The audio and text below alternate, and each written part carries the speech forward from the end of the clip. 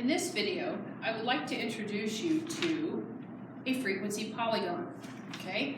Frequency polygon special features is that we would like to plot midpoint for the class with the corresponding frequency. Okay, so it's going to feel kind of like an old-time ordered pair in that format. This is going to be a dot and segment graph rather than the vertical columns in other graphs like histograms. Okay, so first thing I want us to do is to take a look at our frequency table. In this one particularly, I've already provided you with boundaries, the frequencies, and I went ahead and calculated before the video each of the midpoints for the classes. Remember, to calculate a midpoint, you're just going to add your limiter boundary and divide by 2. Once you get the first midpoint filled in, if you notice what the class width is, like the distance between each one of these lower class boundaries, which is 5, you can use that to just add down your midpoint column to generate all the other midpoints.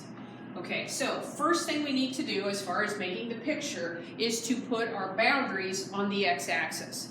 Okay, now with a frequency polygon, you're going to put your broken mark like we did in a histogram. I want you to put just sort of a blank mark or a dummy mark there, and then put the first mark to notate the first lower bound, 99.5. And then from there you're going to go on across. Okay, so 104.5, and I'll explain why I had you do that in just a second.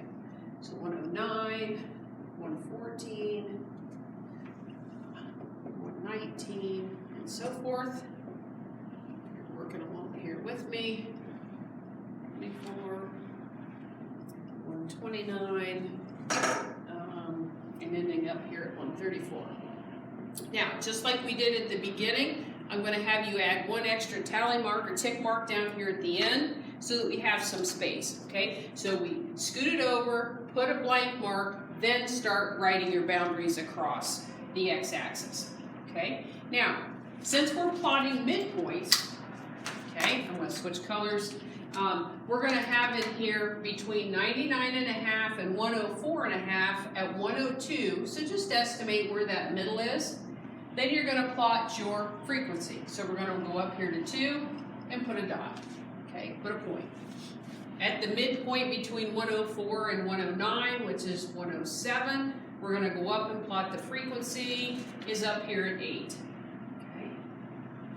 The next midpoint here at 112, we're going to go clear up here to 18. Okay. The next midpoint, 117. We're at 13. Okay.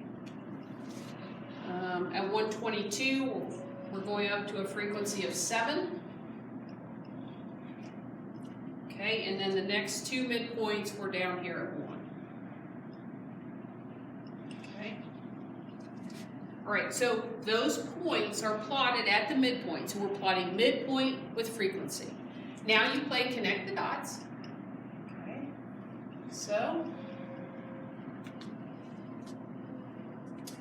all right, now we get that far and you've done a fabulous job marking all of your midpoints and your frequencies. However, I have a question here. In the name of this graph, it's called a frequency polygon. And if you were here in class with me, I'd ask you, what's a polygon?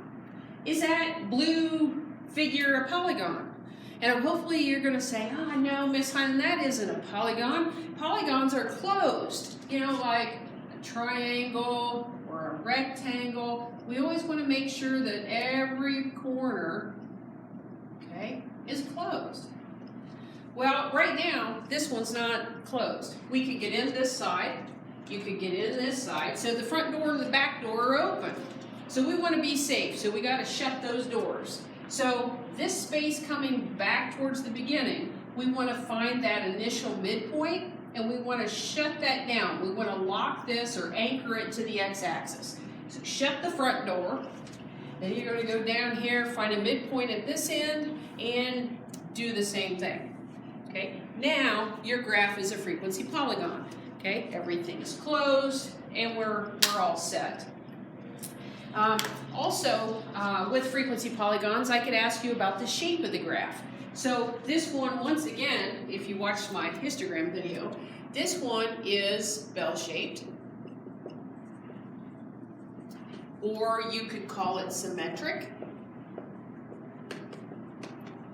Okay, so really the histogram and the frequency polygon are plotting the exact same data or information, just in a little different format. So you might choose one over the other depending what you're trying to show. In fact, if you think about it, with these boundaries here, I could go ahead now and I could actually draw in the histogram.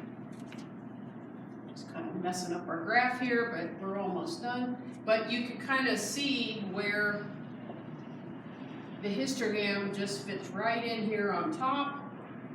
And depending on what we're practicing, sometimes if I ask for a histogram and a frequency polygon, I would tell you to just go right ahead and draw them on the same picture, because it's using a space and you're showing the same information. Okay, so again, we are midpoint frequency, and the name of that blue graph is a frequency polygon. Okay, good luck with your graphs.